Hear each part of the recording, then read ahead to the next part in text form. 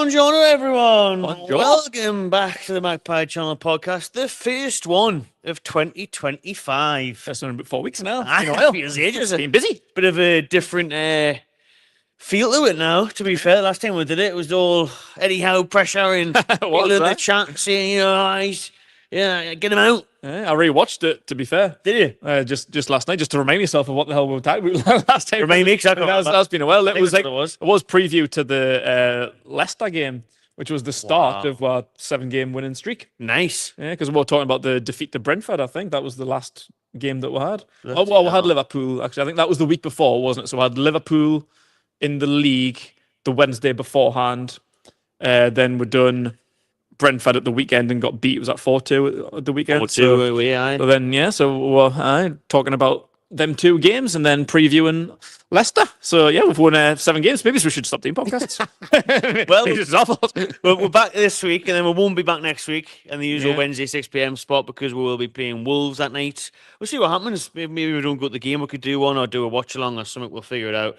But something we might have to change next year as well. We'll continue this streak and we're in Europe. I know, Wednesday night. We'll have to be Monday night or something. Or another night. That's not going to be European football. Tuesday, Wednesday, Thursday.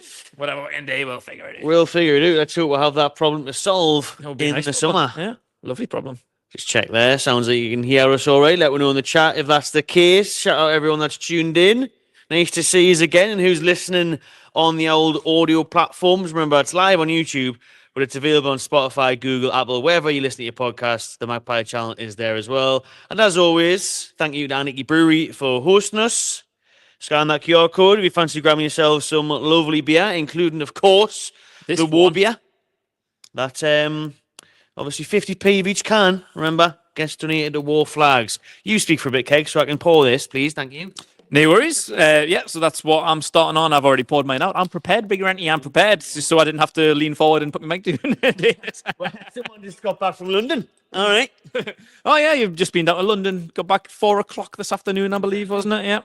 So, home, shower, here, live. Straight back here on the beers. That's what you want, isn't it? It's not a bad day, to be fair. It isn't. I've had worse. Definitely had worse. I've had worse trips back to Arsenal every other year apart from this year, to be honest. Well, actually, you've seen a win. You've seen some goals. It's been nice. Have you even seen a goal at the Emirates before last night? The only one was last year. Was the first one like 8 years. And that was Joe Willock's consolation when we were already getting beat like 4-0. So it finished 4-1. So what a night it was in the away end, celebrating goals at the Emirates, gloating on EFTV. I'm getting used to that at St. James, but not at the Emirates. I hate you. But they really are. Cecil said, I'm sick of today. Seeing your face. I was like, you coming to Newcastle next month? He's like, yeah. I was like, I've seen him. Offered robbing me specs because he was complaining again at the old Level 7 fans being stuck up there. As he has done for the past 10 years. As he does every single time I speak to him and every time I see him. Like, I'm in charge and I can change that. Never could. I wouldn't. That way, anyways. We will keep it that way. But anyways, there's loads to get through and no better place to start, really, than last night. And I haven't had a chance to talk about this in any videos because the clips have been coming out on social media this morning of Mikel Arteta's press conference. Yes. Where he was blaming the ball. You heard that right. Mikel Arteta, I'm sure you have seen it most of you now. Arteta, it's all over social media. Because to be fair, it's nice to see mainstream media hammering him as well. And the EFL have actually released a statement in response to Arteta complaining about the ball. So before we talk about that, first of all, Mikel Arteta said, well, these balls are different, aren't they? Different balance. Different balls, aren't it? He's them, is he? Different balls. He said they were flying all over the place. You know, they were putting the ball over the bar, and he didn't blame Havertz shooting or headering or anyone else for that. It was the ball's fault. So apparently they've got different flight on these balls. Move different. Not used to it. Can't get used to it. Funny enough, we managed to score 2 goals with the exact same ball. So the excuses from Arteta are through the roof, like on. Brilliant, like on. Like I was waiting for it. Actually. Yeah, like it was late last night. I was just tired. I wanted to get into bed. I had work early this morning, so I wanted to get into bed, but I had to stay up. I had to listen to his press conference, but it wasn't the right one. Like the one shown on Sky, he didn't really say too much. He was just, just whinging on, as a lot of managers do after a defeat. Didn't really say not too stupid that I was waiting for, so I was disappointed. But then Yeah, I don't know where or when that press conference was, but yeah, like you, I seen that this morning. Everyone talking about and complaining about the ball. I was like, that was it. That's what I was waiting for. That's why I stayed up. Yeah, it's just amazing. I love it. Honestly, I love beating Arsenal. I love it. I love it when we beat them. It is. Like, but that's the best thing. Like, and it's not just him. Like the fans as well. Like, go on about it. Like on Twitter and the FTV and stuff like that. Like. They hate it. They hate losing to us. You can't understand, can you? The best thing is just like Arteta's complaints. I can't wait for next month. I hope I absolutely batter them off the park again next week, and then he'll be talking about now the St James's Park grass was 0.11 millimeter too long, or they weren't used to long grass like that, or the shadow from the Lees' stands like darkened the corner flag, or hey, it's a game of FIFA. I hate them games. Lights were too bright. The lights on it. One of the floodlights was too bright, got in the keeper's eyes. Something like that. I can't wait. I think Arteta's been watching Ty's fan cams, really. Yeah, he's that delusional, isn't he? The excuses, remember when Ty blamed the rain for Arsenal in one of the games? And Robbie, to be fair, was like, it was raining for both teams. Funny enough, both teams used the same ball last night. So that's a mad excuse. Like some balls may well be different, but wasn't it like a World Cup ball back in the day that did have a mad flight on it, and everyone was shooting outside the box? They did. It was like South Africa a little bit too much, something like that. There was a bit of complaints or Brazil or something like that. I can't remember, but yeah, like. You're a professional footballers. Like, yes, some balls might be slightly different, but it's professional football. There are going to be pretty much the same. Yeah. But I'm sure over a professional footballer's career, they've probably played with loads of balls. Like, get used to it, man. Like, it's not like that square. Yeah. You're not playing with a triangle ball and out. Like, they're not that different. Fucking hell, they're still round. Still kick them. Like, what's different about them? What's different to you that was different for us? They actually do get those balls in train as well for the full week. Aye, exactly. So, they're not like weird new technological balls or something that they've played with for the first time, and they've been, what do I do with this ball? Like, I don't know how to kick this ball. That's mad. That I can't be deal with this ball. Yeah, honestly, it's just brilliant. It's beautiful. I love it. The Jamba Ball, South Africa, I knew it. Brant was done, and loads of people did complain about that. But funny enough, Arteta was the only manager, player, coach, anybody who complained about the Carabao Cup ball, because as the AFL released a statement at the day, they've had no other complaints from any other teams, players, managers across the 88 games that have been played in the Carabao Cup this season. Not one complaint about the ball until last night. So it's that same ball that they've used throughout this tournament, and they've gotten to the semi-final with using that ball. Yeah, they didn't complain about that when they beat Bolton. But that's a different ball, that though. It's different ball, man. Different ball, the quarterfinal. Bit cooler, wasn't it? January. Bit of frost on the ball. But fantastic. They said as well that ball's the same ball, obviously different logos, that's used in like Serie A and a few other leagues around here. And not once has any other team in the world using that ball complaining about the ball. Of course, that it's just special Arteta. Like it's always very different for Arteta. I think you could see it with him, and you've seen it with Ange Postecoglou as well. Bit of pressure getting them now, coming out, many excuses. What I like about Eddie Howe, sometimes I wish he did come out and maybe rant a little bit, but it's probably better that he doesn't, because he is showing a lot of class and integrity when things are going wrong, and he doesn't make these daft excuses that these managers do, a lot of the other ones do. Because Klopp, Pep, they all do come out. Eddie Howe, in favour of him, doesn't. No, you know what I mean? He never blames anyone else, takes responsibility, holds accountability, and he's always brutally honest, doesn't come up with mad excuses for why they lost. I don't know if it's just a Newcastle thing. I kind of hope it is, but people just hate losing to Newcastle. I think they do. I think people still think Steve Bruce's Newcastle. It's like, I'm embarrassed to lose to them. Like, that's shite. Like, I can't believe I lost to them. Like, we're not that team anymore. It feels that way with Arteta, doesn't it? Yeah. He hates Eddie Howe getting one over him. Yeah, he hates losing to Joe Linton and these players. Yeah, like we're not that team anymore. Like, losing to a team like 5 years ago would have been embarrassing. Like, definitely. I'd have been embarrassed to lose to Newcastle back then. Like Brucey Val. Like, but we're not that team anymore. Like, we're a team that we've played in the Champions League recently. We've been to a cup final. Like, we're not that team anymore. Like, have some respect. Like, we've beat you. We're the better team on the day. Stop making excuses. Someone says that the Premier League goes to Puma next year too, so it's the last season of the league. So it'll be the Puma Balls for Arteta. I'll be complaining all season long. If he's still got a job, which he might not, because the Arsenal fans were turning on him. So a lot of them last night, obviously I did my fan cam on the FTV, check them out. A lot of them were ranting away. Yardman in particular was going mental. Yeah, Troops is very much Arteta out now. He has been for a while.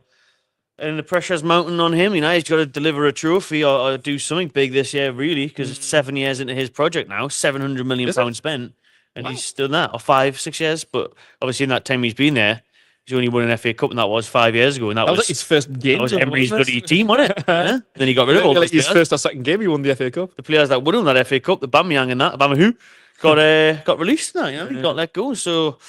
Arsenal and Keg, I was there. What were you doing? Watching it in the house, I guess? Yeah, just watched it at home. My feet up on the couch. Enjoy that one? Had a good one. It was good. I really enjoyed it. It was a good game. Really enjoyed it. It was an interesting game, which we'll get into. And for me, just to sum up, I think tactics and game plan was spot on. Because it wasn't the prettiest of games. Like the scoreline is amazing. We won 2-0 at the Emirates, something that we haven't done in Christ knows how long. We haven't won there in 15 years. Wow. 2010, Andy Carroll. Jesus Christ, that's mental. That. But yeah, we haven't even scored many goals. Like, you've been 5-6 times and seen one consolation. Yeah, that's mental. But yeah, it wasn't the perfect game. But I think the game plan was executed to perfection. Because if you look at the stats, we got smashed. Arsenal dominated every single stat apart from shots on target. I think they had 3, we had 4. I think that's the only stat that we beat them on. Wow. But yeah, everything else, they absolutely cleaned the floor with us, and we came away with 2-0 victors. But for me, over the past few weeks, and I think especially pointing fingers at the Aston Villa game on Boxing Day and Man United, we won them games and we won them convincingly. But I think we missed chances. Them scorelines weren't a true reflection of the games. We could have easily put 5-6, maybe 7 past both of them teams. We absolutely smashed them. And you think about points we've dropped this year, Brighton at home, West Ham at home, missing loads of chances. Missed chances, but we didn't get a ton of chances at Arsenal, but we swept up what we did. We were clinical enough to get them 2 goals, make them uncomfortable, and they had their chances. They just weren't clinical. They were relying on their set pieces, which is what they've been known for this year. Even the commentators at the game were going, "Ooh, Arsenal's got a corner," as if it's like a penalty. It's like, "Oh, that's so dangerous at corners, this Arsenal team." And then, we dealt with them well. And the missed chances, Havertz's missed header came off his shoulder. That was horrendous. That Martinelli hitting the post. They had chances. We were just really good. I think defensively we were really, really solid. I thought Dan Burn had a cracker. Unbelievable, Dan Burn. Botman had a great game. The full-backs, the midfield, everyone just played the game so well. So yeah, I think while the game in itself wasn't beautiful, the game plan was. Eddie Howe had his game plan. Every single player went out and executed it. We executed the few chances that we had, and we defended solid. And we went to the Emirates, a hard team. They're a very good team, Arsenal, but we did make them look a bit shit. But how much they dominated were in terms of stats and possession and shots, attempted shots and whatnot, expected goals on target and stuff. They weren't that great. They were shit. No, and you can understand why the fans were kicking off after the game, to be fair, because you could see how much it meant to us, the semi-final. Oh, yeah. I love, after getting beat in the final a couple of years back, you can see how Tyndall, every player there, wants to make avenge for that. Oh, yeah. You can really see it, because Eddie Howe said that the whole time, he wants to win a trophy, yeah. Yeah, and I think in previous years gone by for a while, the Carabao Cup was kind of downplayed by a lot of teams. 10, 15 years ago, yeah. It's not as much now, I'm interested to watch Spurs-Liverpool tonight at 8 o'clock. That's the first leg of that one. And in those games, and even last night, in years gone by, you would see Arsenal make loads of changes. There'd be loads more youngsters playing and stuff. But it was pretty much their strongest team that they had available, with obviously injuries to Saka and stuff. You'd normally see second keepers play and stuff like that. You didn't. Raya was in there. They had a strong team. And Newcastle just absolutely nailed the game plan, like you said. Yeah, they really did. And we used to do player ratings. And if we had did it last night, or if we did it now, I think nearly every one of those players would get a 9 or a 10 easy. Yeah, 9 minimum. Yeah, minimum 8, but even then, 8's a fucking cracking ranking. I just couldn't. How many 8s can we give in the Brucey days? Oh, it'd be St. Maximin screaming or something probably. But honestly, the way Tuamon were played last night, and came to the Emirates, Gordon said as well, they were confident in the dressing room beforehand. I've never known Newcastle to be confident like that at the Emirates. And Troop said it now. He was saying, I've never seen Newcastle play like that. I was like, normally you just low block and everything. And obviously we did that towards the end, didn't we? We had a 5-5-0 at the end. Almirón was coming on and giving out high fives, telling everyone that just get behind the ball. But honestly, it was I've never seen that like that before. That was quite funny. No, it wasn't. But how said Isaac and that had to go off because they were fatigued. He said a lot of players at half time were fatigued, ran into the ground, and I'm pleased that this weekend, we'll talk about this at the end of the show, we've got Bromley, we've got a lower league opposition. Can't sleep on them, it's the FA Cup. No, absolutely. But it does obviously give us a chance to rotate, which I think we desperately needed need. that, yeah. Because it's 7 wins in a row now, isn't it, in all comps? Yeah. But you can see how much it's taken out the players, they do need a rest. Yeah. And I completely forgot we had Wolves next Wednesday, to be fair. I was talking to my mate at work today, and I was talking about Bournemouth next week, and he was talking about Wolves. I'm like, it's like, when the fuck we're playing Wolves? So what are you on about? Then I had like check the schedule. I was like, oh, we've got a game next Wednesday now. You're taking the piss. Oh, like, bloody hell, we've got so many games coming up. Like, I completely missed that on the calendar. No, it is a good opportunity, but we've had loads of games, and I think that was it made us look good that Isaac was our best player. He won man of the match. He only played an hour. He came off. He came off after 60 minutes, and I was very confused at the time. I was just thinking, what the hell are we, like, we took Isaac off for Lloyd Kelly? It's like, what a day! It's like, that's mad. So, like, I know, like, maybe he's like, we're probably going to go 5 at the back and like defend and make sure that we take a 2-0 lead to St James's Park for the second leg, and that's fine. But then, once them changes happened, I remember like Arsenal were on the ball in their own half, like coming towards the halfway line, and everyone was like lined up, and I was trying to work out what we were doing. I was like, what the fuck we're doing here? I was looking because it looked like we were playing like a 5-4-1 at the time when Gordon was still on. Gordon was like one number 9. He was playing up top, and we had like a midfield 4 with like Longstaff on the right. I was like, is Longstaff playing right wing? It's like, what we're doing here? It's just mental. Then they took Gordon off for Almirón, and then Almirón went right wing. So we're literally playing like a 5-5-0. I was like, this is hilarious. This is actually mint. I've never seen that like that before in my life. Cheering on a 5-5. Yeah, like it was brilliant that Isaac only had to play an hour. He was crucial in the 2 goals that were scored. A goal, and he'll not get the assist for the second one, but he contributed to it. But yeah, what only needed was star man, one of the best strikers, most informed strikers in the world right now. I need him for an hour. Job done. We're still seeing through. Put Lloyd Kelly on. Got Longstaff. Just assured the midfield and the defense. Solid. Absolutely. Because I say the game plan was perfection. It was. It really was. You couldn't have wished for more, apart from a couple more goals would be nice just to make things shared right up. But I was absolutely buzzed, man. I was speechless. Like when I came out of that ground, I just couldn't believe what I'd seen, because I'm so used to just getting embarrassed then, just how good we were. I was just like, wow, I can't believe what I'm seeing here. So with that 2-0 advantage then, Keg, have you booked? Well, I'm not asking you, actually. I know we've already booked our stuff. Somebody, we've already booked it a while ago. We'll ask you in the chat, and we'll advise them. Can they book the travel, the hotel at Wembley? Is it all done and dusted, or do we still need to be a bit cautious next month? I think it's smart to be cautious. Like you can get excited. So we've got a massive advantage. Like I would have been happy with a draw at the Emirates, Definitely. Like because like say we haven't won there in, what do you say, 15 years, something like that, since 2010. But we've got a decent record at home against Arsenal. I think we got beat season before last, did we? But we won last year. We've already beaten them this year. Have we? I beat them this year. Exactly. And we've beat them before in the past, so we've actually got a really good record against them at home. So I'd have been buzzing with a draw. Come up to St James's, we'll have you there. We'll have you at home, and we'll get through the final. No worries. But never in my wildest dreams did I expect it to win 2-0. So they've now got to come up to Newcastle, where they haven't played great in the past, apart from that one. Was it 2-0? I think it was 2 seasons ago. I think they beat were towards the end of the season. Yeah. But other than that, we must have beat them 4 out of the last 5 games at St James's, something like that. That's a really good record. Yeah. So now they've got to come up here where they haven't got a great record and beat us by 3 goals. Is it a straight to pens if it's a tie? I'm not sure. I can't remember the rules anymore. Sure. I think away extra time. They might have done. I can't remember. Did the earlier rounds. Because I remember the season we went to Wembley and we beat Palace in the 3rd round. Yeah. And we had to go to pens, and it went straight to pens. Yeah. So they've got to come and get at least 2 goals to take us to extra time penalties, whatever it is. 3 to win. We haven't conceded 3 goals in the past fucking month. No. You know what I mean? I think maybe it's 3 goals or something we've conceded in the last, 7 or 8 games? Like, well, defensive record's amazing. And that's against some big teams now, Like, Man United, away, Spurs away, Arsenal away. We conceded 3 against Liverpool, but like after the Liverpool game. But again, that's Liverpool, bloody hell. They can score goals against anyone.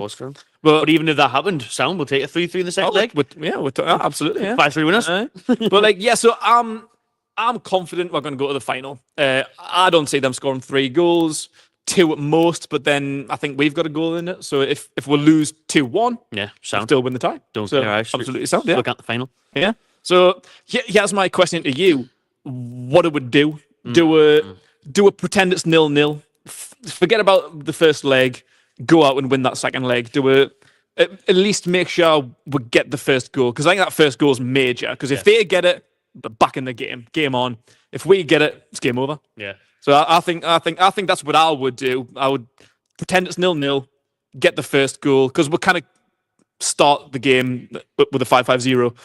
Yeah, we're kind of play for 90 minutes in a cup semi-final. Just let rope-a-dope, Muhammad Ali, 1960s, George Foreman, looking up against, we're kind of do that. That'll be a long. It's a long ass night, because they're a good 5-5-0. team. They can score goals if they pull a finger out. They weren't very good last night, but they could score 3 goals if we let them attack for 90 minutes. They definitely could. Yeah, and they're going to make signs apparently this month as well. So by the time the second leg runs around, they might have a new winger who replaces Saka or another striker or whatever.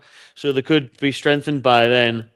I don't think Saka's going to be back, as you know, he's out for a while. So, but it couldn't be anyone that's played in the competition though, because they'll be cup tied. Have to be from abroad. Yeah, like Gordon was for us in the final. That was a nightmare. That.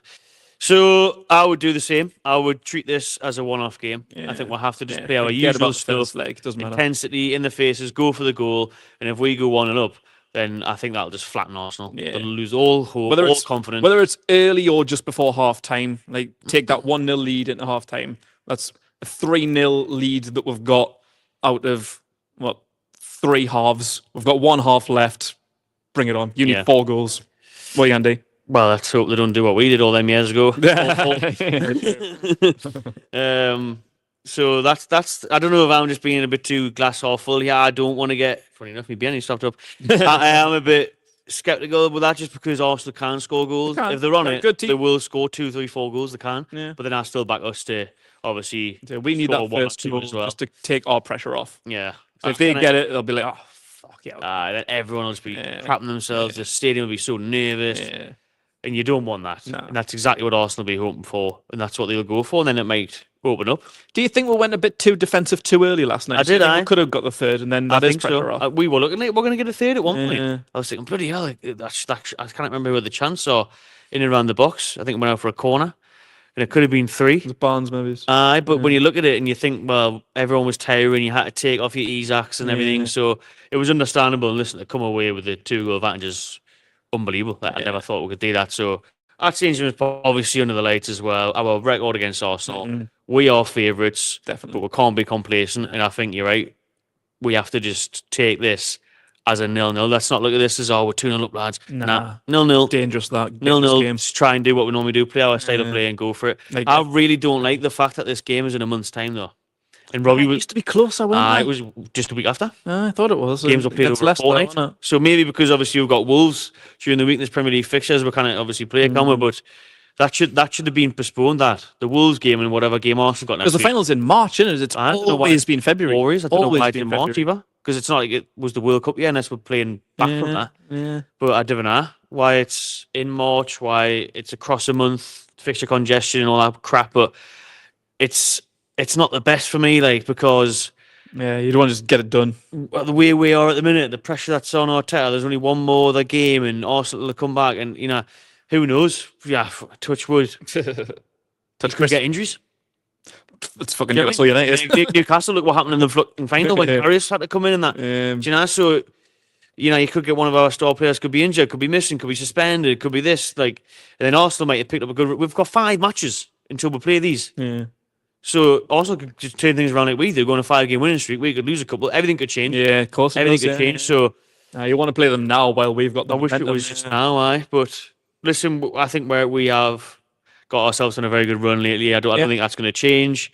Arsenal's they might go in the transfer market and that, but listen, we've still got to take the home advantage, 2-goal advantage, lead, and get ourselves back to Wembley. Yeah, absolutely. It's coming, baby. It's coming. So we booked our accommodation. I think the day of the day of the Ipswich game, wasn't it? Before that, then before Christmas. We're on a bit of a night out of Ashton, A-Town. A-Town, Had a few drinks. Enjoyed a 4-0 win. So 4-0 win. We're getting to fucking Wembley. I'd have nothing to do with the cup. Our accommodation's booked anyway. Right, it's all booked. It's all sorted. get ourselves there. Hopefully the lads can step up. Who do you reckon we're going to be playing though, Keg? Because Spurs, Liverpool tonight, 8 o'clock. First leg of that one. Obviously Liverpool will be resounding favourites. I was with AJT last night for the Cop TV, enjoying a few Guinnesses in London. That was delightful. And he was confident as always. Liverpool getting the job done tonight, and then also going to Wembley. They've got an unbelievable record at Wembley. Yeah. They've won FA Cups, Carabao Cups in recent years there, so he'll be confident. But could it be an upset? I've seen people today saying the best final to be would be Tottenham Newcastle because it's two teams that want to end a trophy drought. Yeah, I love the fact that Tottenham got a trophy drought of about 20 years. Try tripling that, mate. Yeah, I think we're touching 70 years now, so I think we need it more than them. We need it more than anybody. Is it even 20 years? Is it that little? 2008, so not even that now. Oh, yeah, the League Cup. Bloody hell. Oh, yeah, Carabao. What is now the Carabao Cup was the League Cup. Yeah. 17 years, 16 years? I remember I was coming home from the ski trip there with Shearer's family while that game was on now. But yeah, I mean, the resounding favourites is obviously Liverpool. I mean, they're just dominating everything at the minute. They're pissing the league. They're top of the Champions League. They're just different gravy. So for that reason, I want Tottenham. Yeah. Hey, we've already beat Tottenham twice this season, home and away. So, and again, our record against them, both home and away, is pretty good over the past few years. So I fancy you against Tottenham. I don't fancy you against Liverpool. No, it'll be really tough against Liverpool. Yeah. Like, I do have to obviously what we did at St James's. What we did at St James's in that 3-3 we just mentioned before. And I think honestly, I've got a feeling. I think I said it in the pre-season predictions this year we're going to win a cup, and I do believe that. I do think that now. I'm backing us to do it. I think. See how this first leg goes, and then maybe we've got one foot in the door, and then the winners tonight can get theirs in. Hopefully that's Tottenham. Yeah, but then they'll have to go to Anfield. Even if it's Liverpool, I think Liverpool will get through. I do. Even if it's Liverpool, I still think on the day we can go for it. I mean, it's a shame the title race isn't a bit close after them, but they do have Champions League. They would have FA Cup, you'd think. So, they've got a lot of things going on there for Arnie Slot, but I'm hoping that we can go back to Wembley and win this time and avenge the old defeat from 2 years ago.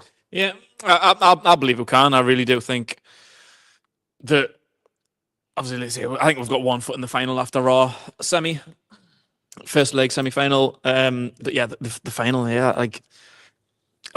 I think we'll want it more than both teams. Definitely. I think especially Liverpool, because they've won shit. They're not on any kind of trophy drought. They've won stuff recently. But yeah, I really would fancy we against Tottenham.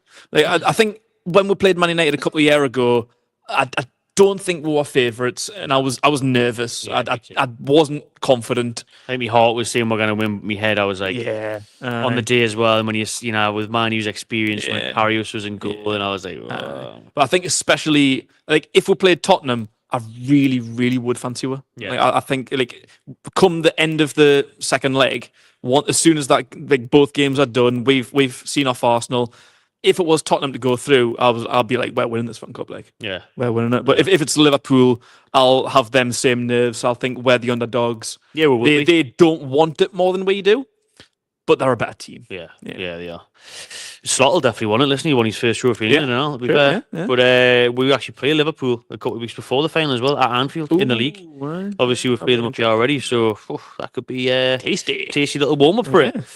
Last night, though, our good friend of the channel, Dúbravka. Obviously, we interviewed him a few years ago, had some drinks with him in the Christmas market, him and his missus and that. Good times. But it looks like his time at the Toon is over. An emotional farewell from him last night. Tears were ready to be poured there. He was, touching the badge, getting at the end, and the deal is meant to be agreed with Al-Shabaab. Yeah. Is it the right call, though? Because we mentioned the turnaround in form. Yeah. He's the one that's been in goal for it. He's the one that's kept all the clean sheets. It's an interesting debate. And again, I was having this conversation at work today, and initially I thought no.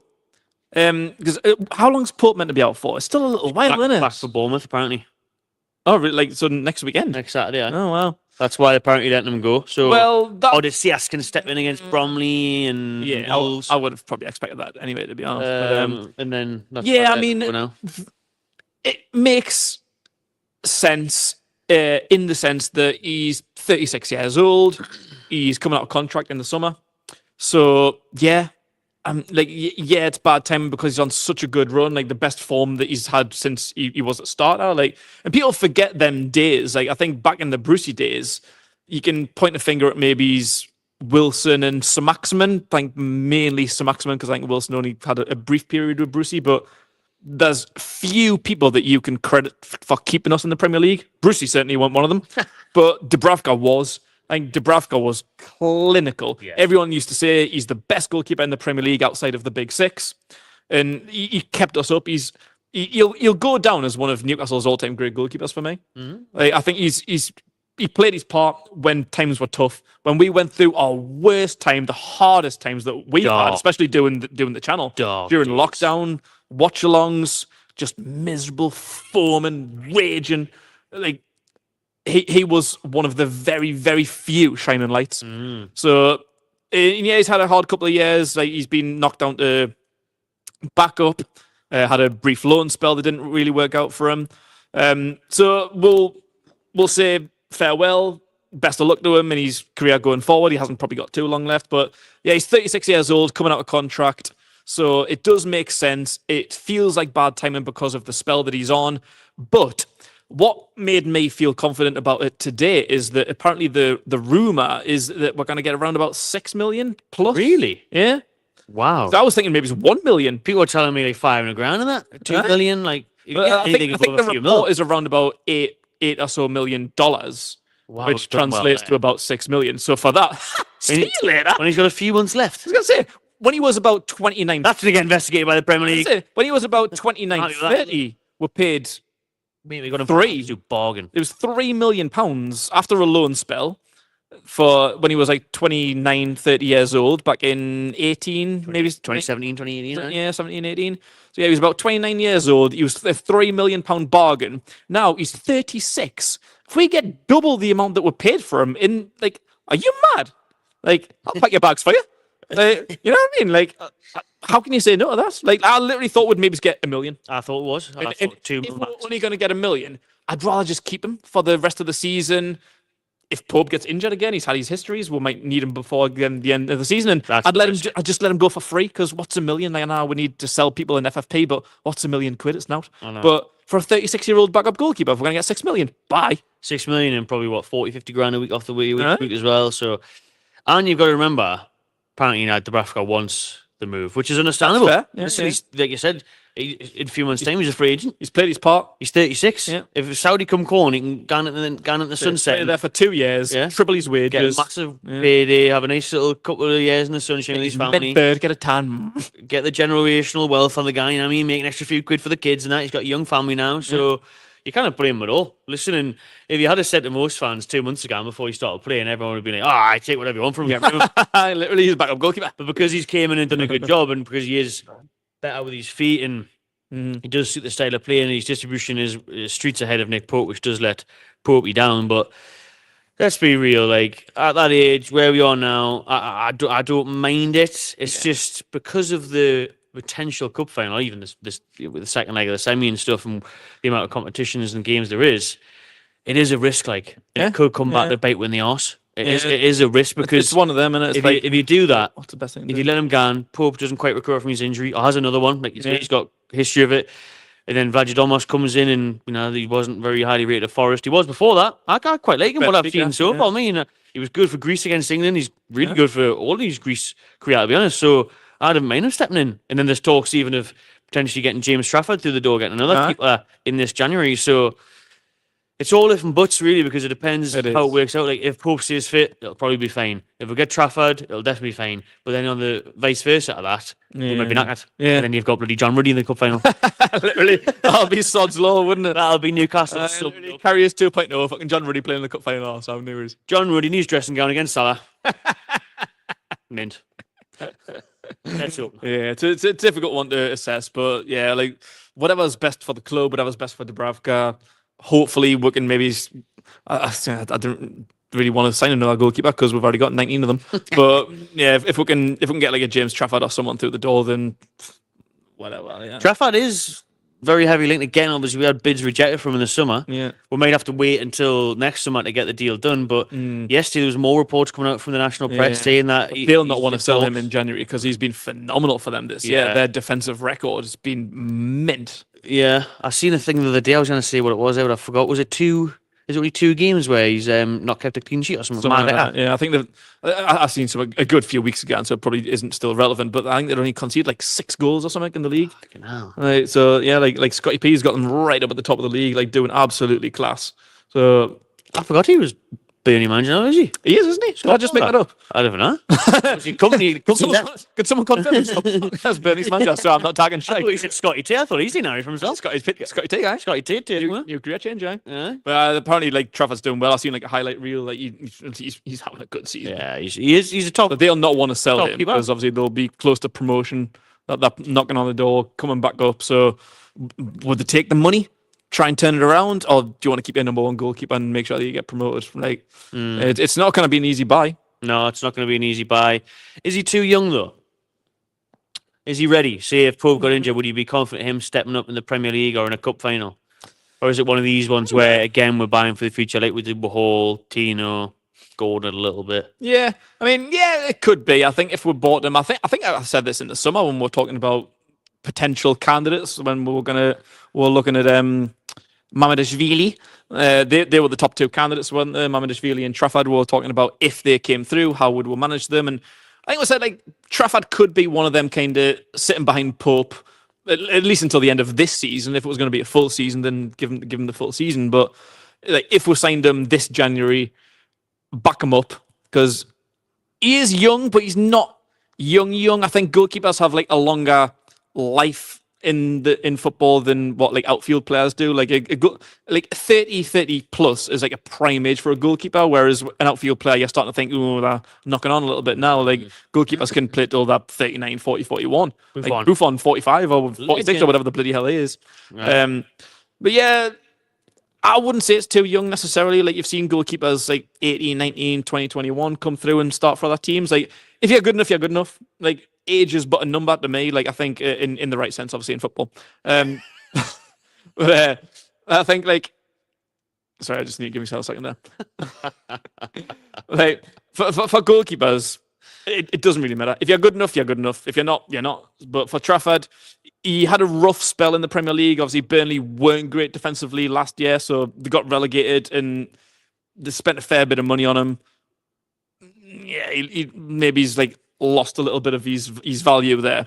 But I think he's bringing it back. Like because he's in the Championship. So is he a Championship goalkeeper or is he a Premier League goalkeeper? In the Premier League, he did. But you kind of judge him in the Premier because Burnley were crap. Company managed to get a job at bloody Bayern Munich, and he went on. So it's like I was going to say, in the Premier League he didn't do well. He obviously conceded a lot of goals, but what was the defense like in front of him? What were the attackers coming to get? They weren't a Premier League team, so you can't really blame him. Yeah, the keeper put bloody Alisson in that Burnley team last season. He'd probably still conceded a ton of goals. Didn't concede a goal in the under 21 Euros where they won it, including the final penalty save in the last minute. What a hero, Golden Glove winner. Yeah, so he's got potential. He's got a lot of talent. Like, what is he, 22? I think so now. Man City graduate. Not that young. As a goalkeeper, it is. But I don't know. I just think if he's good enough, he's good enough. Like, I'm not really bothered about his age, but I just still think he's not that proven because, like we say, he's had one shot in the Premier League and it didn't go too well. But was that the team? Was it the manager? Was it the defense? Like, he's just still unproven. There's just a lot of question marks for him. So yeah, I'd like to get him in and back him up for Pope.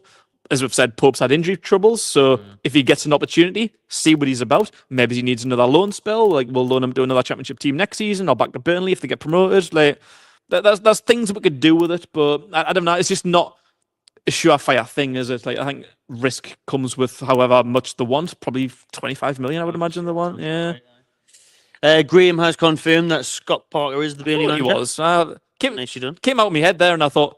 That's not true, is it? So he's one of the only. He's actually one of the only ex-English players that are doing well in the managerial role. Yeah, I like Scott Parker as a manager. I thought he sacked at Plymouth and Lampard's now at Coventry and stuff, but not many of them are doing well. But Parker, he's got a decent record. Fulham and now I like Fulham. I thought he got let go far too early. I like Aaron's point here, though. Burnley have already signed Trafford's replacement last year, which they did. Did they? Who was that? I don't know his name. He's got like a long name, I think, or it's a hard to pronounce name. Odysseas Fakadimos. Him. They can have him with all Swapsies. There you go, Swapsies. Swapsies saying it. Almost. Burnley, Trafford, 10 million, something like that sound. But what he's saying is a ball playing goalkeeper massively improves the team, which we've seen with Dúbravka. and it's time to phase Pope out the team. Because if he did get Trafford in this month, then it would be nice for him to be in and around Nick Pope's number 1 jersey, but then maybe with a big pre-season ahead of him, then start next year he could step up to start the new season in goal. People talking about Kelleher. Yep. Yeah, that'll be a great show. I like Kelleher. He wants to leave. He's set to leave Liverpool because he's not going to get a game. He mentioned he's going to be. Honestly. I think he would be more expensive, and he's older. Maybe he's like I say, like young for a keeper. 30 odds. 10 more years in him. Yeah, he's still got some time, but yeah, I like the prospect of Kelleher. It's a good signing, but yeah, I'm not sure if I would. Depend on how much they would ask for, because I think they'd ask for a lot, and he's a backup. They would ask for a lot, yeah. So would you pay that much for a backup goalkeeper? Like, whereas like at least Trafford's smashing it in the Championship at the minute, like proved himself in the under-21s Euros. I like Trafford. Yeah, Trafford. 25 million for Kelleher, says Neil. Well, we'll see about that. What's next on the old topic listing, Keg? We've been gone for 41 minutes already. Goodness. Thank you, everyone that has been watching. Please do smash a like and subscribe if you haven't already. Now 350 people tuned in. Talking about potential exits then this month, we're obviously going to talk about Miggy Almirón and Miggy in Paris, like the famous song goes. Miggy in Paris at the minute. Is he on holiday or is he setting off somewhere else? He's been pictured in Charles de Gaulle Airport. When was that? Today? This morning, right? Was it? Yeah. So, but I'll tell you this now: like a lot of the players have went away straight from London. So a lot of the players have been given a few days off, deservedly so, after winning 7 games in a row. I'm fine with that. And like I said earlier, a lot of them will not feature at all in the game this weekend. It's likely to be a completely different starting 11 for Newcastle against Bromley on Sunday at St James's. So, your Miggies, and then even, more so that the players that have been starting games have been given time off. But that does include Almirón, who, to be fair, I would expect him to maybe come back in time for Bromley, because that's a game you'd think he would be starting. I'd start him, yeah. So he should be starting. So if he's getting time off, there's a problem there. So if he's getting more than 2-3 days off, because you could easily listen, we're in London, you could jump on a Eurostar, be in Paris in a couple of hours, spend 48 hours there, be back in training for Friday. Disneyland. Can't Disneyland, can't get on the radio, too small. So he's not allowed. He just can't see SpongeBob and that. So yeah, with Miggy, it's raised questions or rumours, is he getting a connecting flight here, or what's happening? Because as we know, Charlotte are interested. Brazilian bids happened. Who's the other team? Saudi. Reports Leicester are now interested in him. So what do you reckon? Will we finally be able to say that Almirón's left this window? We've been talking about it for enough, haven't we? He's probably odds-on favourite, and I did see this reported somewhere that, yes, people expect him to leave this January, and I would too. I'd be actually quite surprised if he's not. Especially in this PSR world, we need to sell players. Everyone knows we need to sell players. We need to recoup some money. We need to be able to turn that money around and put it in new players. Deadwood isn't necessary.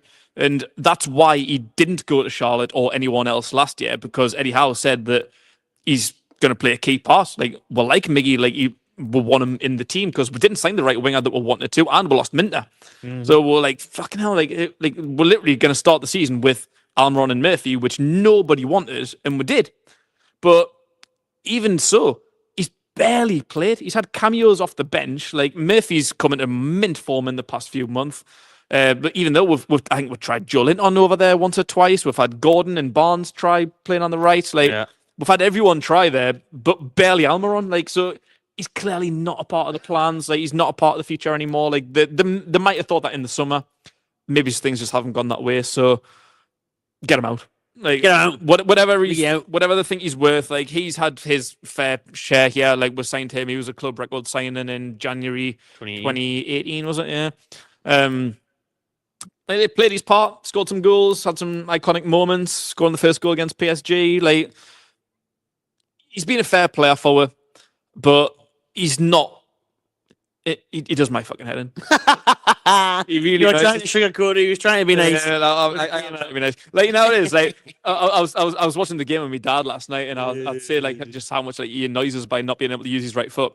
And that was a moment. We're on the counter attack on the left hand side. Barnes had it. Miggy was in the middle. He played it forward. He was a mile offside, so it didn't matter anyway. But he went to control it with his right foot, and the ball shanked all the way out. I was he cannot even touch the ball. He cannot get the ball under control with his right foot. Does my fucking head in. He absolutely winds me clean of Miggy Almirón. Like the fact that he's a professional footballer and can't use 2 feet is so annoying. He did so well to get that new contract, didn't he, He man? really You did. know, after that pale patch over Halloween where he's Aye. just trick-or-treating and banging in goals. And he came out with a new 3-year deal. Like, how did he manage to do that? Absolutely mugged us clean off He there. did. He took all the sweets and all the money. I don't know how he managed to pull that one out of the bag. This is certainly a treat. He was. Yeah, no tricks from him. Yeah, like, Matchman I tricks. think whatever we're going to get from him, I think we wanted more than the 10 million Charlotte were trying to offer in the summer. And now apparently we're going to accept 5. Yeah, You're going to have to. you're going to have to. We should have accepted that Charlotte bid, man. They were saying the more wanted 20. I don't know who was smoking what back then, but you're not going to get that for Miggy Almirón. And like you should have accepted that because like now see, he hasn't played, so his value Well, he's decreased gone down. since then. Less time on his contract. Yeah, exactly. So Mitchell must have been in the stack on the pints too soon. must There, have like been, thinking, Miggy, I got 20 million for him. 20 million for him.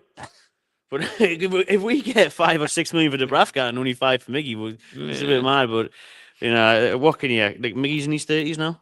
yeah, He may look 9 years 31, old, yeah. but he is in his 30s. So yeah, he's one that I think he's probably the one in the squad who's probably least valuable in terms of the squad, but also holds some sort of substantial fee as well, which let's say it's decreased a lot over the past 6 months.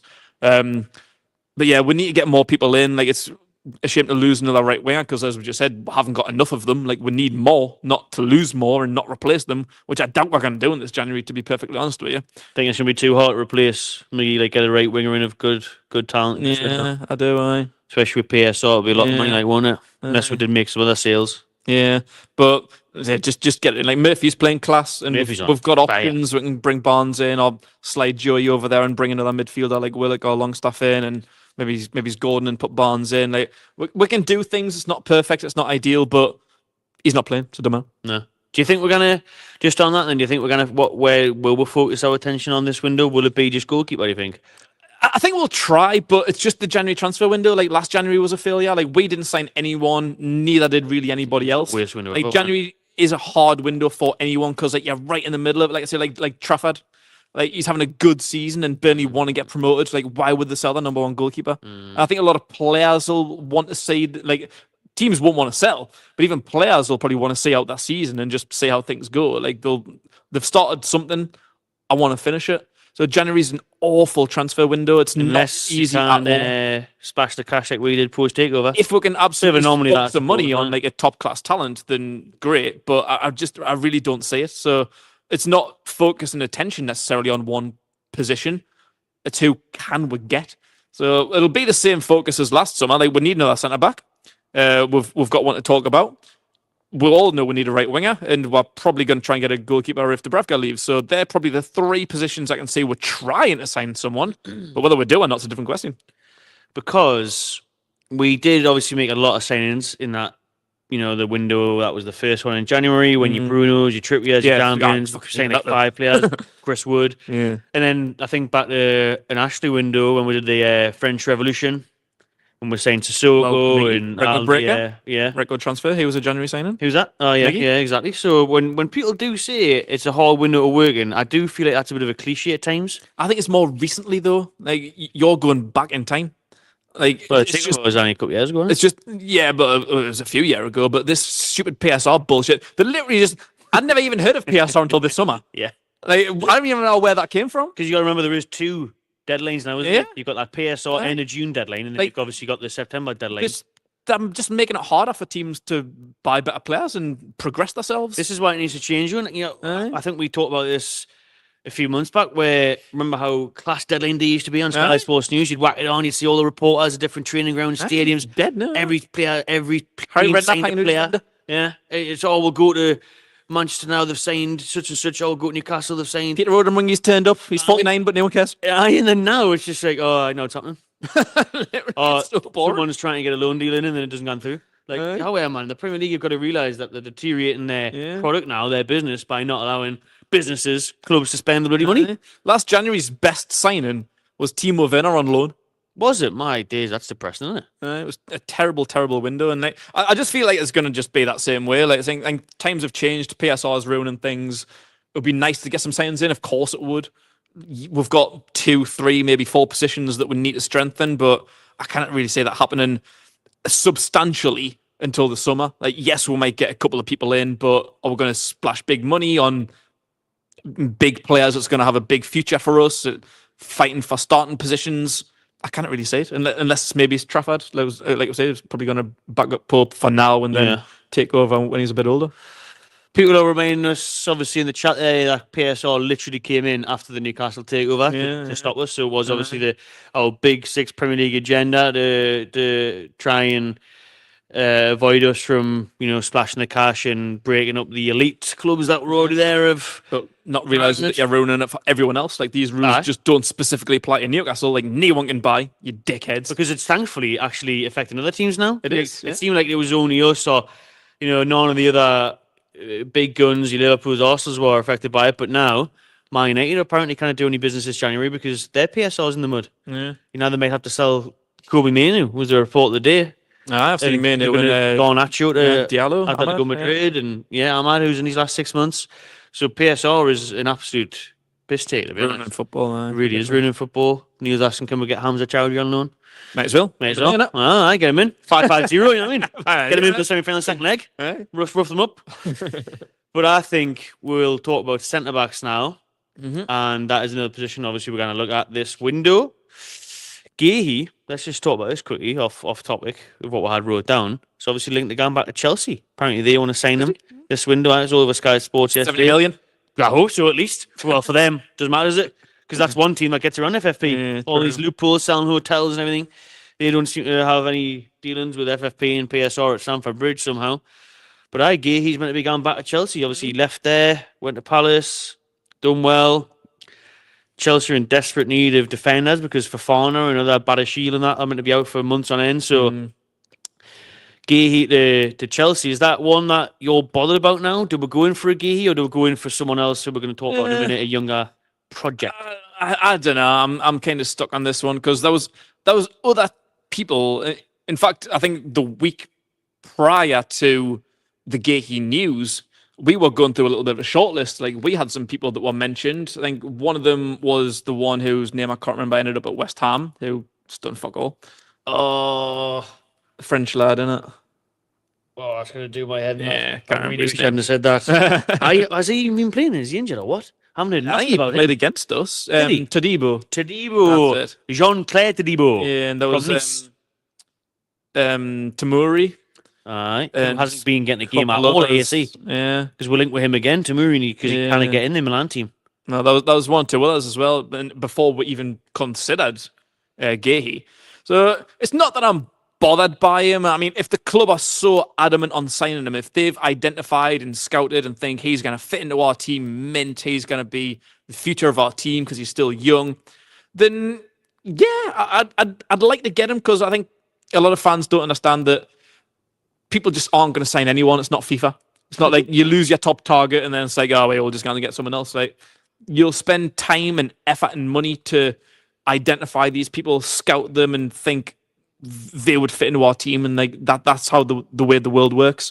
So if the team still want them, then I would go get them if the price is right. We're not going to have our pants pulled down and we'll prove that bitch. Everyone just wanted to go and sign him. Just like, well, either buy him or pull out. But like, you can't really do that. Yeah. So if the value's gone down because Palace haven't had the best of years, I don't really think Gahey's necessarily had the best of years either. No, he hasn't. It's been awful. So if they're going to make their price reasonable, I think our initial bid was 55, wasn't it? Like, if they accept 55, then okay, but would you even pay that for him right now? I'm leaning. I was really, really in favour of Gahey in the summer because of the Euros he had. Yeah, just fits the profile. And I still would take him. Yeah, but now, like you say, if it's going to be a huge price tag, I'm not that bothered anymore. I've seen him have a bad season at Palace, and I know Palace are having a bad season themselves, so they're all struggling there.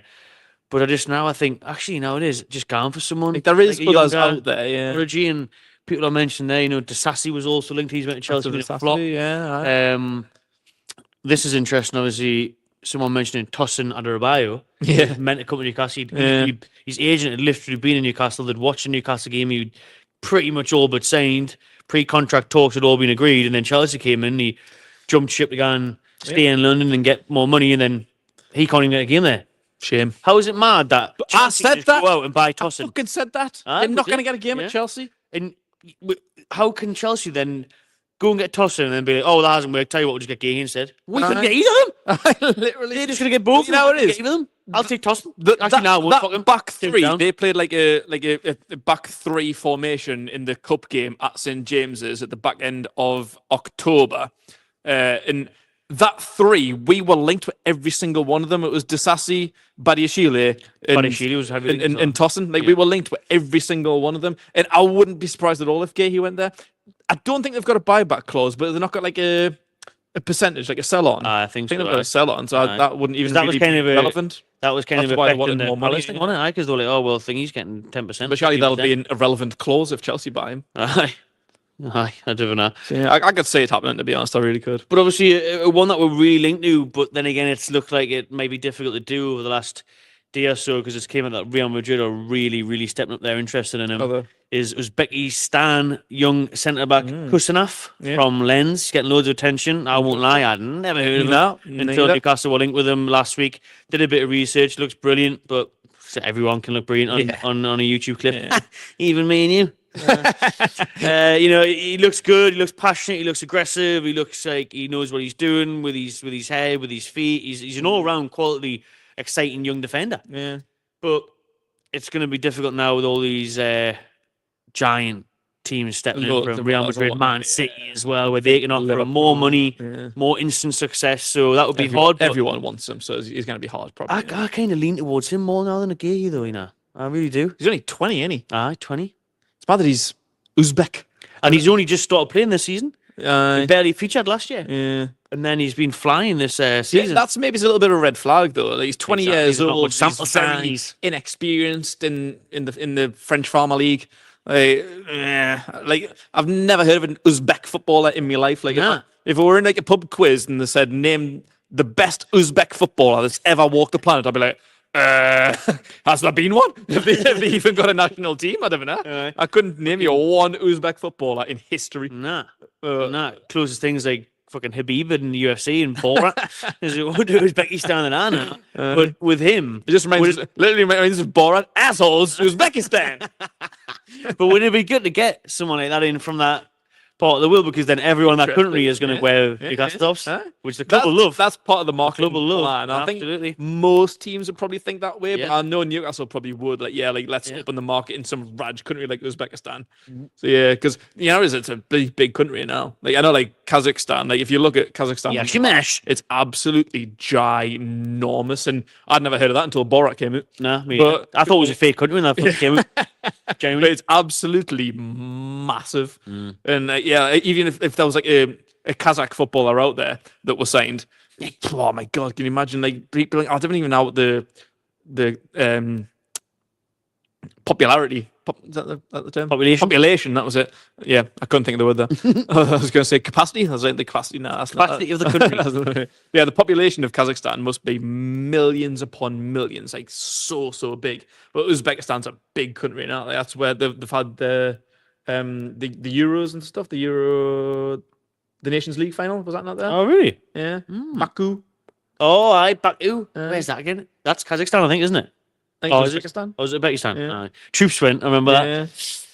They were there freezing. Chelsea beat them. You have loads of people that are on the streets of Baku like wearing a bloody Toon top like that. That's what you want, man. Yeah. That's what you want, because there's also the fact of how that works that goes massively towards FFP.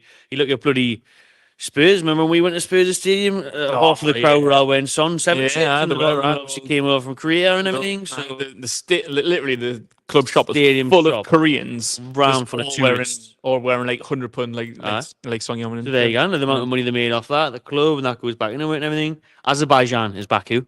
I thought it was Azerbaijan. I was thinking that doesn't sound right. According to Fabrizio Romano, Kusanov looks like he's going to Man City. There's Clon Lad saying in the chat there. But yeah, Azerbaijan, Uzbekistan, Kazakhstan, all of the stands, South Box stand. Kusanov would be a great signing for me, but it looks like that one's going to be hard to do now. So do the look towards other targets. We'll wait and see. On centre backs, we've already got one man. Sergio Ramos. I've got him at the minute, being suspended. But he'll be back for Wolves next week. You'd imagine he'd probably be rested again for Bromley. Or maybe did you come in where the armband and experience? You never know. You should always have one or two players in the team like that. So maybe you'll come in for Bromley, play 60 minutes, take him off. That might make sense. But apparently, according to Fabrizio himself, again, contract talks are progressing nicely with Fabian Schär. Newcastle are close to agreeing an extension for him. Was he 33 now, Schär? About that. 32? Yeah, 32, 33, yeah. Makes sense, doesn't it? I mean, he's still having a quality season, isn't he? So him and Byrne at the back have been tremendous throughout Botman's injury, and Kelly hasn't been getting the side, and obviously not signing Gahey. The idea was last summer that we must sign a new defender because of Shaw's age. We haven't done it yet. You'd expect it to happen this month or in the summer, but for now, Shaw's extension, great choice, isn't it? Great decision, has to be done. Deserved it, yeah. And again, try not to laugh. Age is but a number. Like I say, as soon as an outfield player kind of crosses that 30-31 boundary, everyone's starting to think, right, they're kicking on now. Finished. Yeah, that they're getting old. Their legs are going to start going. Like they need to slow it down. You need to replace them. Not true. No. Like it depends on the individual, like how well they look after themselves, how well they look after the body, how they're performing. And Shaw's playing as well now as he ever has. He's probably having like one of the seasons of his life. Like he's contributed more goals and assists, more than £180 million worth of player in both Jack Grealish and Anthony. That's insane. Attackers. He's a fucking centre back. That is insane. So he's playing well, and he deserves a new contract. So I'm glad that he is. We still need to beef that room up. We'll still need more players. Like just because he's signing an extension doesn't necessarily mean that we don't need to sign a centre back, because I think we do. Lascelles is going to be out of contract this year. I know he's been injured, and he hasn't played any part this season so far, but he shouldn't be too far away from coming back. Nah, we haven't needed Lascelles for a while. He was meant to have the same time frame as Botman, wasn't he? About December, January, so he can't be too far away. But yeah, if he ends up out of contract and leaves as a free agent in the summer, which I think he will, he's not getting any bloody extension, is he? No. Yeah, we're going to need to still find some centre backs. But yeah, Schär deserves his extension. Like, he's class. Couldn't care how old he is. He's doing the job until performances start depleting. Like, there's older players than him. Like, I think Van Dijk must be about a similar age. He's got to be about 33 or something now, isn't he? And they said he was finished last year or the year before, didn't they? He had every game down years over a couple of years. He's back to his best now, I think. Bit of a bar in a form. Salah's about 34. He's smashing them in. But this season, like Virgil van Dijk's looked back to his best. Yeah. And Alex was saying last night, he's played every game on the top. Every competition. It's mental. There's a lot of players still 37, 38, 39. Ronaldo, Messi still doing well for themselves. Like, I couldn't give a shit that he's 32, 33. Like, he's playing well. Deserves a new contract. Simple as. Schär is timeless. He certainly is timeless. So good on Schär. Hopefully that news get announced soon that Fabian does sign a contract extension. Kega had to do a little video yesterday on Newcastle apparently sharing Sunderland Stadium as shite. So I touched on this in the train station before I headed down to the capital for the old Carabao Cup game against Arsenal. I just touched on it briefly as part of me semi-final preview, and the article came out from The Guardian saying that Newcastle were likely to end up sharing Sunderland's stadium. Now, the Chronicle and other people have came out and said it's a load of rubbish, it's not going to happen, as I said in my video. For 1 minute, did you think that was true, or how do you see the potential of that being the case where Newcastle would have to share a stadium with the Mackhams? You know what it is? I don't think it's unrealistic. Oh, I think like we've spoke about this a lot over the past while. Actually, you know what it is? We're probably coming up to our 1 year anniversary of doing this podcast. I've just noticed that. I think we started in January last year. Oh, we did? Yeah. Aye, in a different location. We'll check the date of episode 1, but almost happy anniversary. We'll come to that. But anyway, don't know why that just came to mind.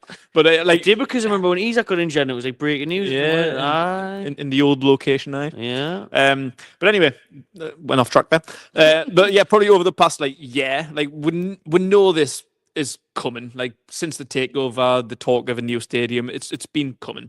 But especially since summer, these talks and rumours and stuff's been accelerating a little bit. Are we going to stay? Are we going to extend? Are we going to move? Or what we're going to do? What do you want to do? What's realistic?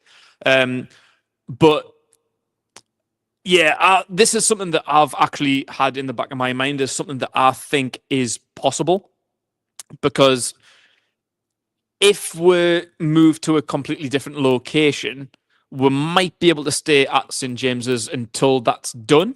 But the chances are it's going to be in and around the St James's area, similar to Tottenham. And when Tottenham's new stadium was getting done, they had to move to Wembley for 2 full years. And no, that's important. If we have to vacate our home for 2 years, 2 years, where we're going to go? And I know a lot of people have been talking about a temporary stadium or temporary stands, or going to Gateshead and building. I just don't think any of that's feasible. I just don't think that's realistic for 2 full years. I don't think we could do that. 11,800 capacity at Gateshead, by the way. That's not feasible at all. Yeah, but I think they were talking about building things around it, like temporary stands. But right, you cannot do that. Like, that's their stadium. They've got like a running track around it. Like, the college use it, and like it's a multi-purpose stadium. Like, you can't build, like, it's just, it doesn't make sense. You can't do that. So yeah, the next biggest, and I don't want to speak too highly of them, but the next biggest and best stadium is Darlington. Like, when like talks of like us hosting the Euros and the World Cup and stuff comes about, the stadium light's always up there with the likes of Elland Road and places like that. Like, they are big, good stadiums. I know it's been a bit of a shithole lately with our pink seats, but it's not a bad stadium. And the Euros and people like that always look like how many stadiums can host these events. And the likes of Elland Road and Stadium Light, it's always in there, and that's why they get the likes of Beyonce and Taylor Swift and stuff going there. Like, it's a big multi-purpose stadium, so it's the bad thing is that it's Sunderland. That's the only thing. Like, if that stadium was Darlington or Leeds or Middlesbrough, maybe, it wouldn't be so controversial. But we're acting as if it's controversial because it's Sunderland. But if we're going to move out of St James's Park for like 2 full years, we're going to need a proper stadium that can host the likes of like Premier League games. Like you say, if it's a temporary stadium, how many camera crews, officials, like Sky Sports, fans, clubs, coaches, how many people are you going to be able to fit in there? Like, Sky Sports need to be able to present it in almost a way that it looks good, but yeah, you cannot really do that. Like, if it's short term, if it's like 6 months, then maybe we can just deal with something. But if it's going to be a long term thing, Stadium of Light might be the best option. Like, as bad as that is to say, and obviously I don't want it to be. Imagine the chaos, though. Do you think it's going to be horrendous? Do you think the police can even handle that? It's going to be horrible. It's going to be horrible. But yeah, hopefully it doesn't have to come to that. Hopefully we don't need to do that. Hopefully we don't need to be out of our home while the new one's being built for 2 years. Like, Everton aren't doing that. Like, theirs has been built outside of, like, on the outskirts of the city, so they're just going to move out of Goodison this year and then move into the new gaff next year. With West Ham, their stadium was already built because it was built for the Olympics, so they didn't have to do that. But Spurs built pretty much straight on top of it, right on top of it, and that's the potential plans of ours. Yeah. So if we need to vacate St James's for at least 1 year, if not 2, we need a proper stadium. And like I said, the nearest, and it's a big capacity. It's a good stadium, as much as we don't want to admit that it is. Like, it's a shithole, and it's got pink seats. But other than that, got a lot of pink seats. That's what you're saying. But it's a big capacity. Fit a lot of us in. So that's what I mean. Like, we need to fit as many fans in, because the demand at our 52,000 seat stadium's immense. Yeah. So we need a big stadium. Like, I don't even know what the stadium like is. 41 or something. Yeah. So we're not going to get better than that. If we built a temporary stadium or temporary stands at Gateshead Stadium, we're not going to get that. That's what I said. Because I was thinking we could do what they did in the Qatar World Cup, where they had some of the pop-up stadiums. Yeah. They had some very... You can't have that for 2 years. Well, aye. Because you can knock them up within a few months, and you could have a 40,000 one easy there. Shipping containers and that, you know what I mean? Yeah, but that's what I mean, like, for like Sky and that. Like, could you have that for Sky? Like, could you get all the cameras and the crew and everyone in there on the Depends where temporary it is, stadium? I think doesn't it's just dangerous. Like a pop-up stadium. You want fucking hundreds and thousands of pounds worth of cameras and crew to film Sky Sports and stuff. I don't care if Keith falls off a ladder. Do you know what I mean? I mean, that's what I mean. Like, you need like a proper stadium, like a proper ready-made built stadium to be able to. And what if we end up playing the Champions League?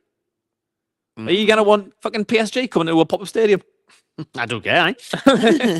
People saying different options. Dave's mentioned Murrayfield, obviously in Edinburgh. Funny enough, Peter Silverstone, who's obviously a proud Scotsman, he mentioned that at the Stack, and it was kind of laughed off by Brad Miller, our CEO. He said we're not going to stretch the elastic band too far. Yeah, it's which too again, far. it just says to me, because you've got people saying Middlesbrough 34,000, Darlington 20, 30,000, whatever it is. It's too small, man. Like people are saying loads of different recommendations, but the thing is with that, it's going to be in the same area for me. I just see it being when Newcastle will build a new stadium in Leaders Park, kind of just behind St James Park, where the car park is, where we've done lots of videos in that kind of section, and we can kind of play at St James's, or at least most of St James's, for the year or so that it gets built. I think that is what will happen. That's probably the best option. Yeah. When they're talking about the stadium sharing where Sunderland is, if we had to close the ground, extended or whatever on the site now, I just can't see any of that working. But the new stadium next to it, and then even if you had to close, say if it was where the car park was, and you had to close a bit of the Leazars or the Milburn, you knock 5,000-10,000 seats off for the time being. Yeah. Then that would be fine. That's the best option. If you could not do this that, about if you going could to at least- Sunderland every week. Yeah, like if you could use at least like 3 of our stands while something's being kind of built around it, then that'll be alright. But yeah, if we need to completely vacate the stadium, well, I think it's not great, but a good option. Like people like talking about like Murrayfield and things like that. Like I feel like that's Geordie's cutting their nose off to spite their face. Like, are you really going to get into Edinburgh every week where you can just hop on the metro and get Sunderland? Like, just because it's Sunderland, but that's the thing. Like, I mean, like if it's in Darlington, or if it was, if Stadium of Light was in Darlington, Edinburgh, anywhere, no one would give a shit. Just because it's Sunderland, like we're taking the rivalry almost to a next level. Like we don't want to bloody play in the Stadium of Light. Of course we don't. It's a horrible idea. It's a terrible thought, but realistically, it is the kind of the best option that we really have. It's a big 40,000+ stadium, ready made for Sky Sports cameras and all that stuff. Does it surprise you that Milan do it? And other teams do it around the world. You know what I mean? That's Zero. They share it. I cannot get my head around that. No, when I was there, I was obviously there for the Newcastle v AC Milan Champions League last year. Mental. And I remember being there the day before, and we went on the stadium tour. Me and Stevie and that, and you walk even before you get on the stadium tour. Obviously, you're walking around the vicinity of the ground, and you've got graffiti everywhere for the blue side of Inter. That would do you. On one side of the stadium, you walk around the other side, and you've got the red and black graffiti. It's fucking mad. All these ultras in different locations, putting different spots and different graffiti, and we own this part, and they can have that part, and it's even like the stadium, because they're both very, very big historic clubs with a lot of silverware. Massive. They're gonna have different museums, different trophy rooms. Like that's mad. I can't get my head around that. I've never been able to get my head around rivals sharing a stadium. That is absolutely crackers. But especially long term. But like I say, like at least this is short term. Like that's not like a stable figure. No. Well, at least the stadium might get filled for once if we end up taking our would absolutely. Well, I don't know. People might just not going. Honestly, people said that in my video. I'm not going. I'm not going. But they probably would, though. That's the thing. Like some fans wouldn't be able to stay away. Yeah, it's an interesting one. Let me know what your thoughts are in the comments as we round up this afternoon's podcast. Got 2 more topics to get into before we get into the penultimate one, which is the Bromley preview, which is the last one. Sorry, this is the penultimate topic. Is the re-release keg of the Entertainers kit is out tomorrow. They have, well, it's out today for Marks Plus members like myself. I've resisted the urge yet, but I'm going to go check it out tomorrow. So a video on the channel will be coming regarding the old kit that is released, the 95-97 home one from the Entertainers era. It's out tomorrow. Thoughts on that coming out? Is it a good thing for Adidas? Will you be getting it? What other kits would you like to see released? That was a rattle of questions, eh? It was, eh? Start off with, will you be buying it? No. No. Have you got the OG, like? I have. Nice. Yeah. I don't like how they haven't brought out a long sleeve option, mind. Yeah, missed it people like very that. there, People like that long sleeve option. Oh, But next to that. yeah, like so. Yeah, £90, by the way. I'll let everyone know the prices if they don't know. £90 for the re-release of the 95-97 home kit, and £180 if you want the numbers and letters on the back. They have have they got the released. proper OG numbers? They have. That's cool. It is good. So but you can only get it in 2 players. Shearer 9 or Ginola 14. Oh, really? Can't get your own custom name and number. That's Can't mad. get anyone else you thought about getting. That's all you're having. Yeah. So So that's one of 2 reasons why I won't be buying it. Because yes, I've got the OG, and 2, I ain't paying that money. I know it's I think it's absolutely insane. I've got all 3 kits this year. I've got the Adidas hoodie, and you're wearing the bloody Gazelles right now. I am. You've got the What do you Gazelles out. Nice, actually. Yeah. What do you think of them? Comfort wise? Yeah, they're I good. mean, they're expensive. Was it only like 90 quid as well? Something like that, eh? Huh? Aye, There comfy, you go. not bad.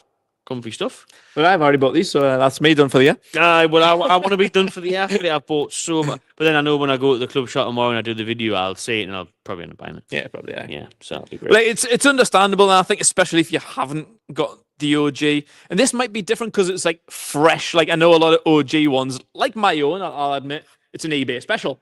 Like some of them, like obviously they're like over like 30 years now. Well, around about 30 years in it. So the quality maybe isn't as good. Some of them maybe like some like the color might have faded out or something. So I get that, and I think it's a brilliant thing that Adidas are doing in proper making them. Like they are like true to the original, aren't they? They're not like remade. There's not like big differences. They look bang on, you know. Yeah. I really like from the images we're seeing. That's why I'll be doing the video tomorrow, so you can have a look, so you can see exactly how it looks in person for me. And on the camera, I will do as good a job as I can. The badge, the Newcastle badge, looks like the exact same like colour. Yeah. Now we buy It's a little Newcastle bit faded, badges like doesn't it? that. It obviously pops off the blue, the gold. It's a bit faded. bit faded, Exactly. wasn't That it? was the design back then, and that's obviously how it looks. Yeah, I like that. I like that. I like the They've nailed it. Like it does look class. I like they've remade it, and I'm But not, all the touches, like I'm- the square at the bottom. yeah, I'm not a big fan of these like score draw ones, like these Oh, they're like crap. They're dodgy crap. like remakes. No, yeah, they haven't got not the, a big they haven't got the fan of Adidas that. or the Yeah, badge and they haven't got the. No, I'm not a fan. No, I'm not a big fan of them, but I like what they've done in remaking one of the best kits of all time. The best kit of all time. It's brilliant.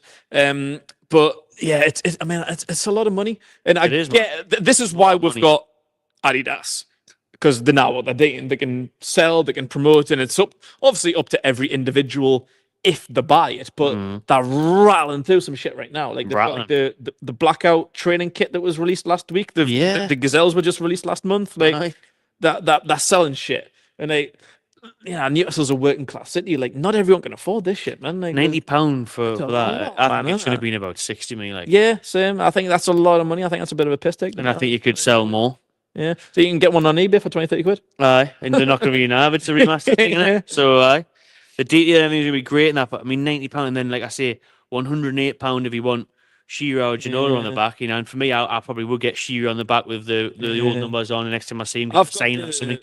I've got the away one, the one that similar to the one that we've got now with Ginola on the back. Nice. I think I've got the one afterwards, the more like the round neck one with the Adidas Toon Bromley logo. Yeah. On the one afterwards. Yeah. I've the got that shield one on with the Shearer back. on. Yeah. Yeah, 98. Yeah, I've got them too. 99. Yeah. I mean, that one will probably come out next. That'll be available in March, probably. Yeah, that's what I mean. Like, yeah, they'll keep rattling things out more than Do you know what I want to see more than anything? The goalkeeper tops. Oh, goalkeeper. The sunset, the orange type bridge. That's the one I want to see. Yeah, 90s goalkeeper tops for the I want to tits. see that one re-released.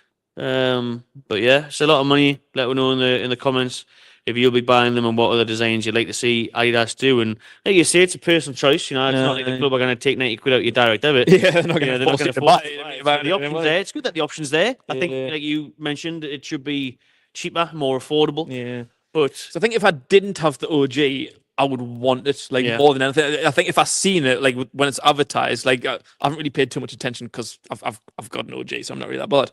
But if I didn't have one and I seen that re-released, so it's like fresh, it's new, brand new, no one's worn it, it hasn't come from eBay, it's not 30 years old, been sat in my dad's fucking wardrobe for 20 years. Like stinks. I would want it, but if I seen like the £90 price tag, I'd be like, "Ooh, didn't have that." Like, yeah, I mean, like I say, it will be tempting tomorrow when I see it, especially if I try it on. But at the minute, It's absolutely freezing. It's like -2. When am I really going to wear I'm that? shivering, yeah. When am I going to wear that and be able to see it? No, I can't wear that until the fucking second last game of the season. April, May, I can put that on for a match. Now it's just going to be for a jumper or a hoodie. You're never going to see it. So I don't know. We'll wait and see. But it's not a bad idea for me. That's good. It should be more affordable. Yeah.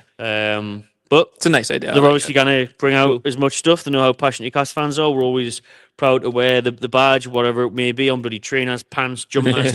We'll always be wearing it. So, yeah, clever by them. And hopefully it goes towards FFP. That's the main thing. Spend your money. Okay, well done to Steve, who's a member. Matty, I finally won tickets in the ballot. Home in the semi. Oh, what a time to win, Steve. Home in the semi is his first time he's won in the ballot. Well, I don't know if it's his first time. Get one. But it's the time he's I was unsuccessful. saying he's finally won the ballot there, Steve. Wow. Well done. And what a match it is. And by the way, you might want to check this, Keg. Not for the awesome one, unfortunately.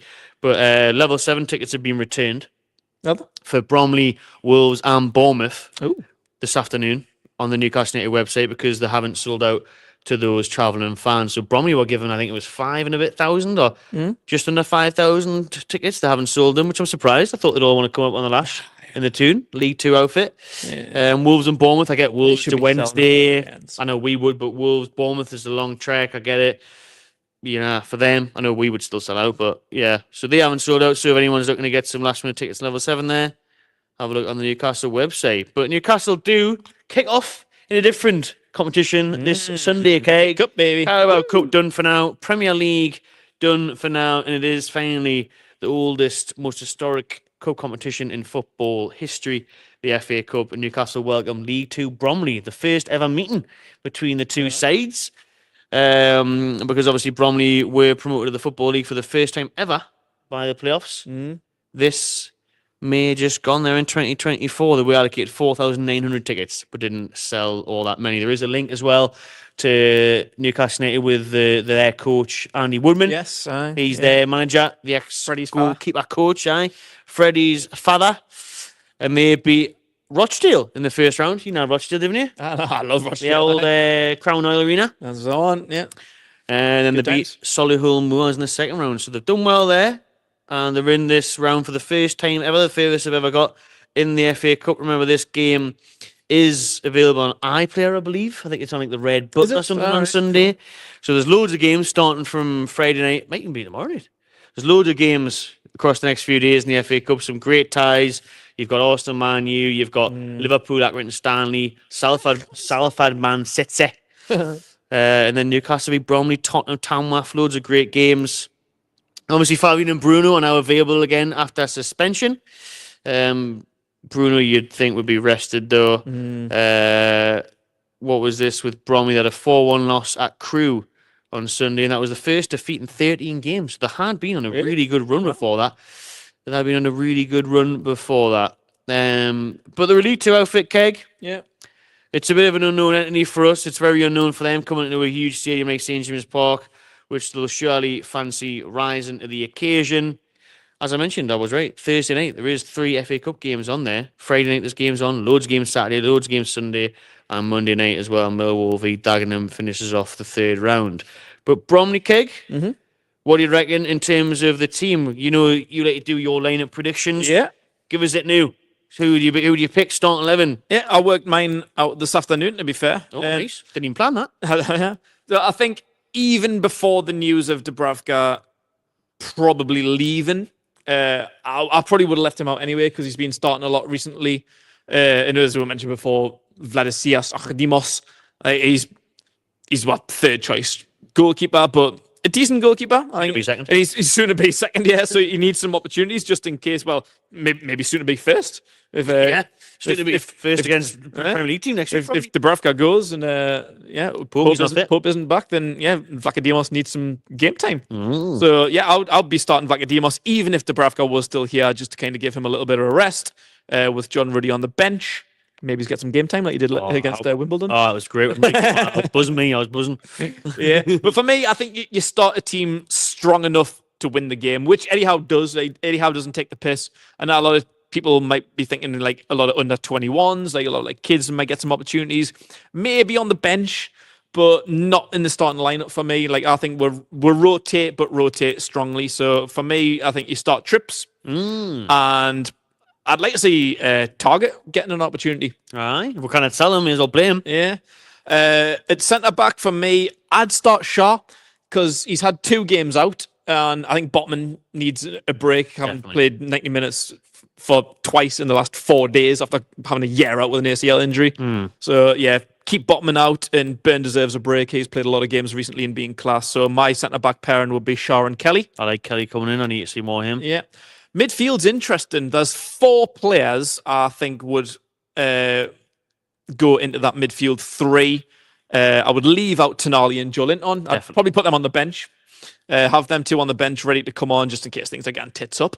But I'd consider starting Bruno in the 6. Wow. Just because he's had a couple of games off as well. True. So he should be fit, and he's our captain. But also because he can play in the 6. If you leave Tonali out, who else would you put there? So the other options, the other 4 of the ones that I mentioned, you got Bruno, and then it's between Willock, Miley, Longstaff. Personally, I would play Willock on the left and Longstaff on the right, with Miley on the bench, with Bruno, with Tonali and Joelinton. So that midfield 3, Bruno in the 6, Longstaff, Willock, solid, really good midfield. I'd really like to see Miley start me. Like, I'd love to see Miley start, but it's just where. Like, I think he should get some time. Definitely, I think he'll come off the bench 100% if he doesn't start. But yeah, it's tricky. Like I said, there's four options to play that midfield 3. You leave out Tonali and Joelinton. All the others, including Bruno's, massively in contention. And I think the front 3 picks itself depending on if Almirón's in the country. So that's Disneyland. Yeah, I would have Barnes start because he needs some more minutes. Yeah. I'd have Almirón on the right and Osula up top. Yes, I want to see Big Willie sail. Yeah, so I think that's a solid starting 11 to play. I think they're 12th in League 2. Are they? So you'd have Odysseus, Trippier, Schär, Kelly, Target, Bruno, Longstaff, Willock, Almirón, Barnes, Osula. It's quite strong. I think it's stronger than what Eddie will do. I think Miley will start. I think Bruno will rest. I wouldn't mind that. I don't know what you'll do with Shaw, to be honest. Like, I don't know what you'll do with Shaw. I think Trips will probably come back in. Yeah, because if it's not Schär, it's going to have to be Botman or Bruno. Botman or Burn. Who else we got there? Is it just them 2? Unless it's Alex Murphy or one of the young'uns. We'll give Murphy a shout, like. I mean, it's a League 2 side. I don't want to speak too soon and just come back moment, but, you know, it's probably... We've lost the League 2 sides before. Oh, absolutely. Yeah. Very possible. That's why they call it the magic of the FA Cup. And happen, you've got to take it seriously. Maybe we do go stronger from the start then and play these Brunos and that and play these Shaws. And like I said, at half time, 60 minutes, bring them off. And bring get Murphy on, get Miley on, couple of young'uns. Any chance for any youngsters to try and impress, like a Sanusi? I'd like to think so. But I don't know. Maybe it's from the bench, like from the starting lineup. Nah, I can't say it. No. On the bench, apart from Miley, maybe Alex Murphy. They're the only 2 I'd consider starting, but with the maybe the exception of Miley, I'd be having them on from the bench. Then yeah, maybe a Sanusi, someone can get a shot, or a Ben Parkinson, or someone like that. Someone can take a spot on the bench, whether they come on or not. It's up to Eddie Howe, but you'll take it seriously. He wants to win cups. So like I think that team, with even a few changes, Alex Murphy, Miley, anyone else, bit of rotation, rest Schär, rest Bruno, whatever it is, we're strong enough to beat them, man. Like if we bring in a Sanusi or Parkinson, or name anyone from the under 21s, if a couple of them has to step up, so be it. Like, I think, I'm confident, whatever team it is, I'm not really that bad. But yeah, also it'd be nice to see some rotation, some of the fringe guys get a shout. And if a couple of the under 21s step up, then that's brilliant, because I'd love to see Sanusi. I would. There's a 6 that could play, but apparently he's gone to Portsmouth, the forgotten man, Isaac Hayden. Can he play? I thought he was actually gone, today it's in the press that he's going to go to Portsmouth, joining Matt Ritchie and Sorensen and all that at Portsmouth. Where's Hayden been the last 3 months? Because he I think he's just the years in Belgium. I think he's just been in the squad. I think he's been training. You've never seen a picture of him. I've never heard a word of him, a picture of him, or nothing from Been months. next to the Henri Saivet man, Ashraf Lazar. He's just been the invisible man. Turned up to practice and not doing that. Unbelievable. Yeah. Well, there you go. Apparently there's some last minute transfer. Remember how good he was though, like back in the day, like a few years ago. Well, you mentioned Dúbravka in that being a shining light. Hayden was Mr. Reliable. Was, yeah, absolutely. Really Mr. Reliable. A few years Hayden ago. was I thought he was class. Let's finish off then, Keg, with a score prediction for Bromley. Oh my goodness. Hard to say really, because So you see the team in it now. yeah, unless you see the team were fancied to absolutely smash Wimbledon, but Wellington that 1-0 through a penalty. Sure. Yeah. So, Captain Shaw. how the hell am I meant to? Yeah, it depends on the team. That was Depends really- on how they turn up, how much they want to. I mean, everything of them. Make a giant killing. If Like, they're sitting mid-table, like you said, in League Two, they're not going to Yeah. get promoted. Probably won't get relegated. giant killing, man. Biggest Like, game of their lives, man. Yeah, it's hard to say. Yeah, cup finalists. Yeah, I generally couldn't give you a prediction. I would like to see like a 4-0 or something like that, but depends on the team. I think I was going to say 3-0 there, but will Bromley get one? Might do. You never know. I'll go 3-1. Yeah, I'll go 3-1. difficult. Let us know your thoughts. Let us know your thoughts. We won't be back next Wednesday because we'll be watching the Wolves game. We might do something for that. We'll let you know. But if there isn't a match on or anything happening, we will be live Wednesdays at 6 o'clock here at Anarchy Brew. Remember, you can scan that QR code on your screen to get yourselves a pack of War beer and Sport War flags, or hit the link in the description. It's been a pleasure, okay? Good to be back. Yes, happy New Year. Happy New Year. And happy anniversary for the old podcast. So that's coming up soon. And we are 1.5 hour deep. So thank you to everyone that has stayed with us for this live podcast. And if you are listening back on Google, Apple, Spotify, wherever you listen to your podcast, thanks very much. Make sure you subscribe to the channel and enjoy yourselves.